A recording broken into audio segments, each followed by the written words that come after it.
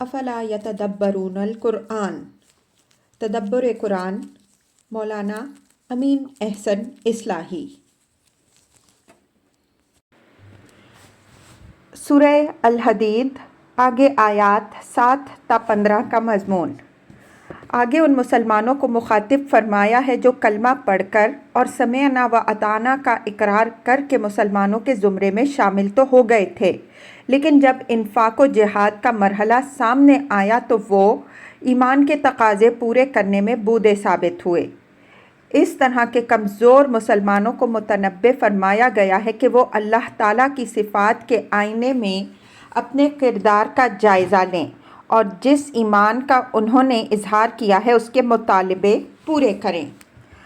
آج اگر وہ چاہیں تو رسول کی دعوت انفاق و جہاد پر لبیک کہہ کے اپنا مقام سابقین اسلام کی صف میں محفوظ کر سکتے ہیں، ورنہ یاد رکھیں کہ ان کا حشر منافقین کے ساتھ ہوگا اور جو فرصت آج وہ کھو دیں گے اس کے پا سکنے کا پھر کوئی امکان باقی نہیں رہے گا.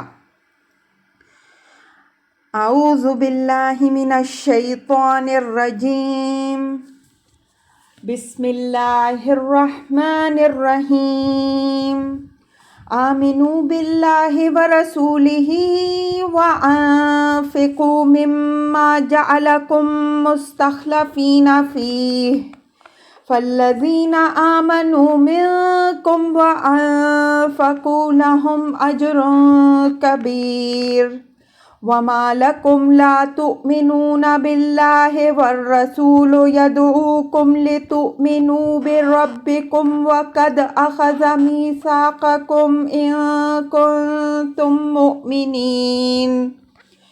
هو الذي ينزل على عبده آيات بينات ليخرجكم من الظلمات إلى النور وَإِنَّ اللَّهَ بِكُمْ لَرَءُوفٌ رَحِيمٌ.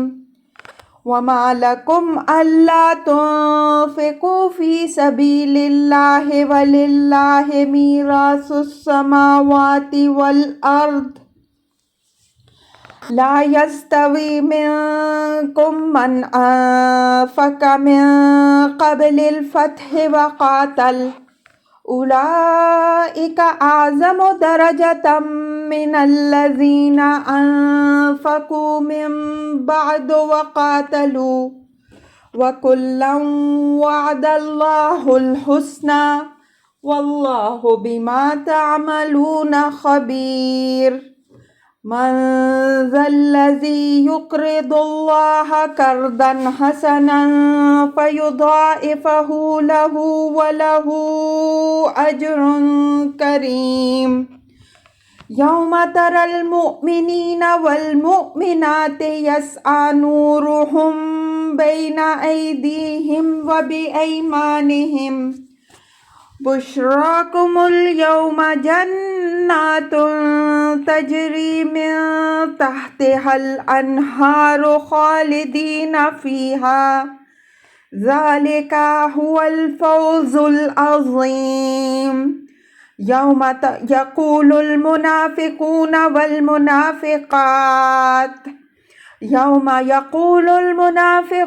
والمنافقات للذين آمنوا انظرونا نقتبس من نوركم قيل ارجعوا وراءكم فالتمسوا نورا فضرب بينهم بسور له باب باطنه فيه الرحمة وظاهره من قبله العذاب. ينادونهم ألم نكن معكم قالوا بلى ولكنكم فتنتم أنفسكم وتربصتم وارتبتم وغرتكم الأماني حتى جاء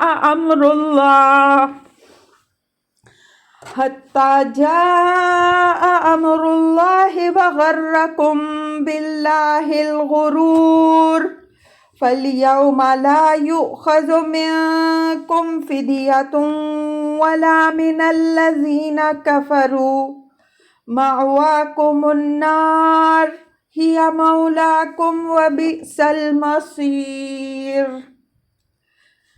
ترجمہ: ایمان لاؤ اللہ اور اس کے رسول پر اور خرچ کرو اس مال میں سے جس میں اس نے تم کو امین بنایا ہے، پس جو لوگ تم میں سے ایمان لائیں اور خرچ کریں ان کے لیے بہت بڑا اجر ہے۔ اور تمہیں کیا ہوا ہے کہ تم اللہ پر ایمان نہیں لا رہے ہو، حالانکہ رسول تم کو تمہارے رب پر ایمان لانے کی دعوت دے رہا ہے اور وہ تم سے مضبوط عہد لے چکا ہے اگر تم مومن ہو۔ وہی ہے جو اتارتا ہے اپنے بندے پر واضح آیات تاکہ تمہیں نکالے تاریکیوں سے روشنی کی طرف، اور بے شک اللہ تمہارے حال پر نہایت ہی شفیق اور مہربان ہے۔ اور تمہیں کیا ہوا ہے کہ تم اللہ کی راہ میں خرچ نہ کرو، حالانکہ آسمانوں اور زمین کی میراث اللہ ہی کو لوٹنے والی ہے۔ تم میں سے جو لوگ فتح مکہ سے پہلے انفاق و جہاد کریں گے اور جو بعد میں انفاق و جہاد کریں گے یکساں نہیں ہوں گے۔ ان لوگوں کا درجہ ان سے بڑا ہوگا جو بعد میں انفاق اور جہاد کریں گے، اگرچہ اللہ کا وعدہ ان میں سے ہر ایک سے اچھا ہی ہے۔ اور تم جو کچھ کرتے ہو اللہ اس سے اچھی طرح باخبر ہے۔ کون اٹھتا ہے کہ اللہ کو قرض دے اچھا قرض کہ وہ اس کو اس کے لیے بڑھائے اور اس کے لیے باعزت صلہ ہے۔ اس دن کو یاد رکھو جس دن ایمان والوں اور ایمان والیوں کو دیکھو گے کہ ان کی روشنی ان کے آگے اور ان کے داہنے چل رہی ہوگی۔ تمہارے لیے آج کے دن خوشخبری ہے باغوں کی جن میں نہریں جاری ہوں گی، ان میں ہمیشہ رہو گے۔ یہی دراصل بڑی کامیابی ہے۔ جس دن منافق مرد اور منافق عورتیں ایمان والوں کو آواز دیں گی کہ ذرا ہمیں بھی موقع عنایت کیجیے کہ ہم آپ کی روشنی سے فائدہ اٹھا لیں، ان کو جواب ملے گا کہ تم پیچھے پلٹو اور وہاں روشنی تلاش کرو۔ پس ان کے اور اہل ایمان کے درمیان ایک دیوار حائل کر دی جائے گی جس میں ایک دروازہ ہوگا، اس کے اندر کی جانب میں رحمت ہوگی اور اس کے باہر کی جانب عذاب ہوگا۔ یہ ان سے فریاد کریں گے کہ کیا ہم آپ لوگوں کے ساتھ نہیں تھے؟ وہ جواب دیں گے کہ ساتھ تو تھے، لیکن تم نے اپنے کو فتنوں میں مبتلا رکھا، ہمارے لیے گردشوں کے انتظار میں رہے، شبہات میں مبتلا رہے اور آرزوؤں نے تمہیں دھوکے میں رکھا یہاں تک کہ اللہ کا فیصلہ ظاہر ہو گیا، اور فریب دینے والے نے تمہیں اللہ کے باب میں مبتلائے فریب ہی رکھا۔ بس آج نہ تو تم سے کوئی فدیہ قبول ہوگا اور نہ ان لوگوں سے جنہوں نے کفر کیا۔ تم سب کا ٹھکانہ آگ ہے، وہی تمہارا مرجع ہے اور وہ کیا ہی برا ٹھکانہ ہے۔ الفاظ کی تحقیق اور آیات کی وضاحت۔ آمنوا باللہ ورسولہ وانفقوا مما جعلکم مستخلفین فیہ فالذین آمنوا منکم وانفقوا لہم اجر کبیر۔ آمنو کا خطاب اگرچہ بظاہر عام ہے، لیکن آگے قرائن سے واضح ہو جائے گا کہ روح سخن در حقیقت خام قسم کے مسلمانوں اور منافقین کی طرف ہے، جو اللہ اور رسول پر ایمان کا دعویٰ تو کر بیٹھے، لیکن جب اس ایمان کے مطالبے انفاق اور جہاد کی صورت میں سامنے آئے تو اس سے کترانے اور منہ چھپانے لگے۔ اس طرح کے مدعیان ایمان سے خطاب کر کے فرمایا کہ اللہ اور رسول پر ایمان لاؤ۔ ظاہر ہے کہ یہاں فعل آمنو اپنے حقیقی اور کامل معنی میں ہے، جس طرح یا ایھا الذین آمنو آمنو، اے لوگوں جو ایمان کے مدعی ہو سچا اور پکا ایمان لاؤ میں ہے۔ فعل کے ابتدائی معنی اور اپنے کامل معنی میں استعمال کی مثالیں پیچھے گزر چکی ہیں۔ وَأَنفِقُوا مِمَّا جَعَلَكُم مُّسْتَخْلَفِينَ فِيهِ، یہ اس ایمان کا تقاضا ہے اور اس کی نہایت واضح عقلی اور فطری دلیل بھی۔ مطلب یہ ہے کہ اللہ اور رسول پر ایمان کا حق صرف آمنا باللہ ورسولہ کے اقرار و اظہار سے نہیں ادا ہو جاتا، بلکہ اس کے لیے یہ بھی ضروری ہے کہ جب اللہ کی راہ میں مال و جان کی قربانی کی دعوت دی جائے تو اس پر لبیک کہو۔ جو لوگ مال بھی خرچ کرنے کا حوصلہ نہیں رکھتے ان سے جان کی قربانی کی توقع کس طرح کی جا سکتی ہے، اور جو نہ مال قربان کرنے کا حوصلہ رکھتے ہوں نہ جان، ان کے دعوی ایمان کی کیا وقت ہے۔ مما جعلکم مستخلفین فیہ، یعنی اس مال کے متعلق تمہیں یہ حقیقت پیش نظر رکھنی چاہیے کہ تم نہ تو اس کے خالق ہو نہ مالک، بلکہ اللہ تعالیٰ ہی نے تمہیں اس میں خلیفہ بنایا ہے کہ تم اس کے مقرر کیے ہوئے حدود کے اندر اس میں تصرف کرو اور اس کے حضور میں اس کی پائی پائی کی جواب دہی کے لیے تیار رہو۔ مطلب یہ ہوا کہ جب تم اس مال کے خالق و مالک نہیں بلکہ صرف اس کے امین ہو، تو جب اس مال کے خرچ کرنے کا مطالبہ اسی کی طرف سے ہو رہا ہے جس نے تم کو اس کا امین بنایا ہے، تو اس سے نجات کرنے کے کیا معنی ہیں۔ فَالَّذِينَ آمَنُوا مِنْكُمْ وَأَنفَقُوا لَهُمْ أَجْرٌ كَبِيرٌ، یہاں آمنو کے بعد انفقو ایمان کی تصدیق اور شہادت کے طور پر آیا ہے، یعنی جو لوگ ایمان کا اظہار کرنے کے بعد اپنے انفاق سے اپنے اس اقرار کی تصدیق کر دیں گے، وہ مطمئن رہیں کہ ان کا یہ سودا خسارے کا سودا نہیں ہے بلکہ اللہ کے ہاں ان کے لیے بہت بڑا اجر ہے۔ وہ 1 کا 10 پائیں گے تو ایسے نفع بخش کاروبار میں سرمایہ لگانے سے وہ کیوں گھبرائیں۔ یہاں وہ بات یاد رہے جس کی طرف اوپر ہم اشارہ کر چکے ہیں کہ سورہ کی تمہید میں جو صفات الہی بیان ہوئی ہیں وہ بمنزلہ ایک آئینہ کے ہیں، تاکہ اس کو سامنے رکھ کر وہ لوگ اپنے اخلاق و کردار کو سنواریں جنہوں نے ایمان کا دعویٰ کیا۔ اوپر ارشاد ہوا ہے کہ اللہ ہی اول و آخر ہے اور ساری چیزیں اسی کی طرف لوٹنے والی ہیں۔ ظاہر ہے کہ جب اصل حقیقت یہ ہے تو اس دنیا میں انسان کو جو کچھ بھی حاصل ہوا ہے وہ اس کا مالک نہیں بلکہ اللہ تعالیٰ کی طرف سے اس کا امین ہے۔ تو جب اصل مالک اللہ ہے تو اس کا مال اسی سے دریغ رکھنے کے کیا معنی۔ وَمَا لَكُمْ لَا تُؤْمِنُونَ بِاللَّهِ وَالرَّسُولُ يَدْعُوكُمْ لِتُؤْمِنُوا بِرَبِّكُمْ وَقَدْ أَخَذَ مِيثَاقَكُمْ إِن كُنتُم مُّؤْمِنِينَ۔ یہ اس طرح کے کمزور مسلمانوں کے لیے نصیحت با انداز ملامت ہے کہ جب تم رسول سے سمعنا و اطعنا کا عہد کر چکے ہو تو اس عہد کا تقاضا تو یہ ہے کہ اللہ کی طرف سے جو حکم اترے اور رسول جس بات کی دعوت دیں اس پر آمنا و صدقنا کہتے ہوئے عمل کرو۔ لیکن تمہارا حال یہ ہے کہ اللہ کے رسول اللہ کی راہ میں انفاق کی دعوت دے رہا ہے اور تم منہ چھپاتے پھر رہے ہو، تو یہ کس قسم کا عہد ہے اور کس نوع کا ایمان ہے؟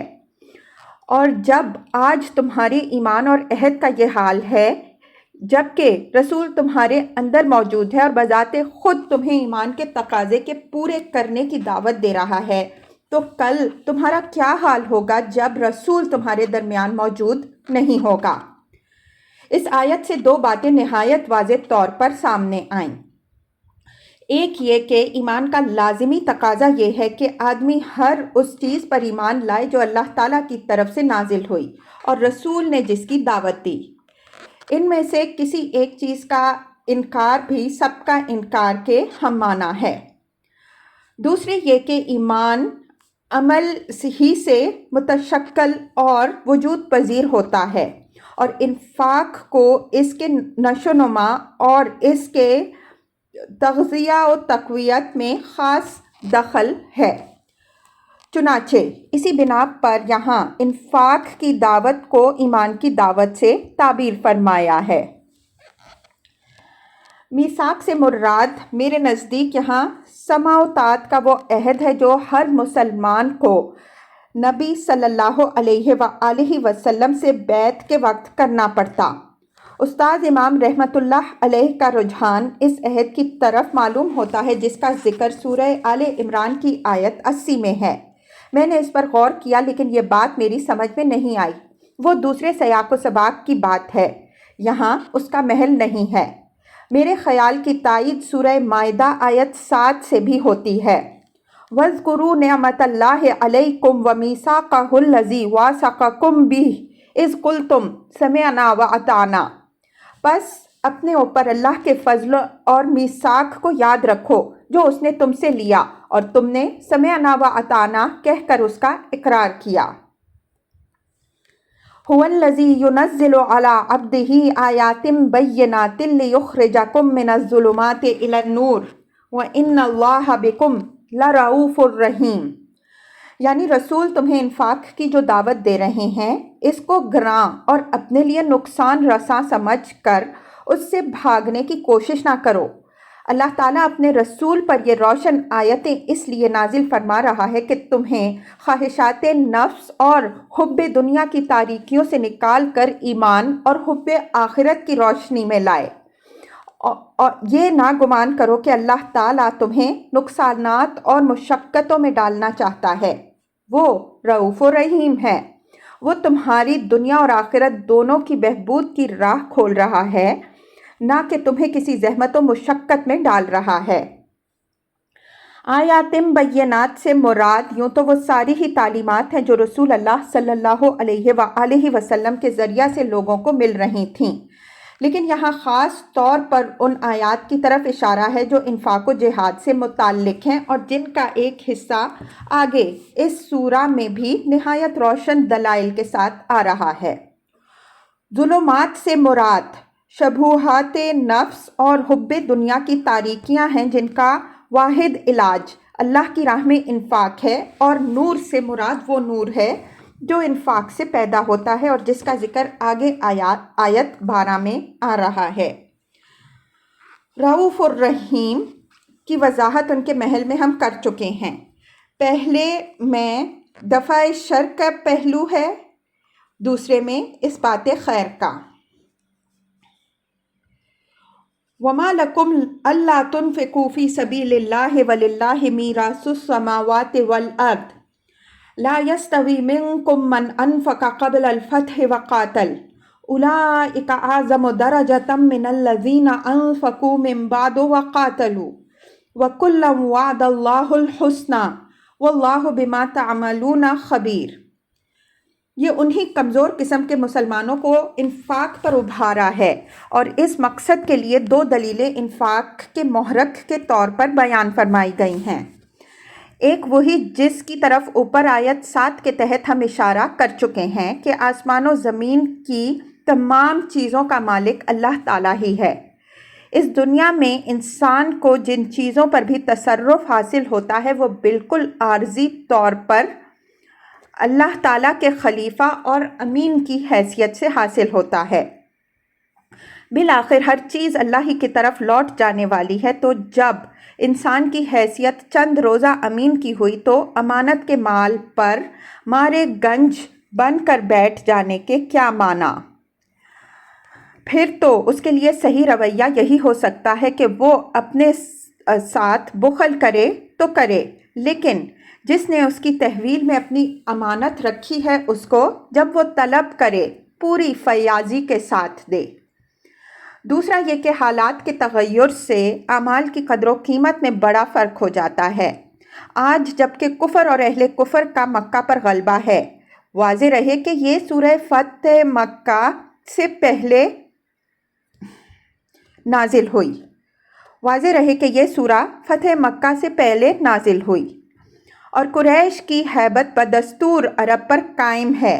جو لوگ اسلام کو غالب کرنے کے لیے اپنے مال خرچ کریں گے اور جنگ میں حصہ لیں گے، ان لوگوں کا درجہ اللہ تعالیٰ کے ہاں سے کہیں زیادہ بلند ہوگا جو فتح مکہ کے بعد جبکہ قریش کا زور ٹوٹ جائے گا انفاق اور جہاد کریں گے۔ بڑے ہی خوش قسمت ہیں وہ لوگ جو آج کے کٹھن حالات میں اسلام کی خدمت کی توفیق پائیں۔ مطلب یہ ہے کہ تمہیں یہ موقع حاصل ہوا ہے تو اس کو اپنی پست حوصلگی سے ضائع نہ کرو، بلکہ ہمت کر کے اسلام کے سابقین اولین اور اللہ تعالیٰ کے مقربین میں اپنی اپنی جگہ محفوظ کرنے کی کوشش کرو۔ سورہ واقعہ میں یہ حقیقت واضح کی جا چکی ہے کہ سابقین اور مقربین کے زمرے میں زیادہ تعداد انہی لوگوں کی ہوگی جنہوں نے اسلام کی غربت اولیٰ کے دور میں اولو العزمی کے ساتھ اس کی خدمت کی توفیق پائی۔ بعد کے ادوار کے لوگوں میں سے تھوڑے ہی لوگوں کو ان کے زمرے میں جگہ ملے گی، اور یہ وہ لوگ ہوں گے جن کو بڑے سخت امتحانوں سے گزرنا پڑا ہو اور انہوں نے دین کی راہ میں کوئی بڑی بازی کھیلی ہو۔ وَكُلًّا وَعَدَ اللَّهُ الْحُسْنَىٰ وَاللَّهُ بِمَا تَعْمَلُونَ خَبِيرٌ، یعنی وعدہ تو اللہ کا دونوں ہی سے اچھا ہے۔ فتح مکہ کے بعد بھی اسلام کے لیے قربانیاں کرنے والوں کے لیے ان کی خدمات کے اعتبار سے درجے اور مرتبے ہیں۔ حسن نیت اور اخلاص کے ساتھ جو لوگ بھی اسلام کی خدمت کریں گے وہ اپنی قربانیوں کا صلہ پائیں گے، بلکہ ان میں سے ایسے لوگ بھی نکلیں گے جو اگلوں کی صف میں جگہ حاصل کریں گے۔ تاہم فتح مکہ سے پہلے کا دور اور ہے۔ مبارک ہیں وہ لوگ جو اس دور کی قدر پہچانیں اور اس سے صحیح فائدہ اٹھا لیں۔ یہاں فتح سے مراد ظاہر ہے کہ فتح مکہ ہی ہے۔ بعض لوگوں نے اس سے صلح حدیبیہ بھی مراد لی ہے، لیکن صلح حدیبیہ کی حیثیت اصل فتح کی نہیں تھی بلکہ فتح مکہ کی تمہید کی ہے۔ لفظ فتح سے ذہن فتح مکہ ہی کی طرف جاتا ہے۔ اس جد و جہد کے دوران میں ہر مسلمان کے دل میں یہ بات بطور ایک عقیدہ کے راسخ تھی کہ بعثت محمدی صلی اللہ علیہ وآلہ وسلم کا اصل مقصود بیت اللہ کو کفر و شرک کی تمام آلودگیوں سے پاک کر کے اس کے اصل ابراہیمی جمال میں خلق کے سامنے نمایاں کرنا ہے۔ چنانچہ ہر سچے مسلمان کو اس واقعہ کے ظہور کا ارمان بھی تھا اور انتظار بھی۔ صرف منافقین اپنے تھڑدلے پن کے سبب سے مذبذب تھے۔ ان کے اس تذبذب کا ذکر آگے ان کے انفاق کی دلیل کی حیثیت سے آ رہا ہے۔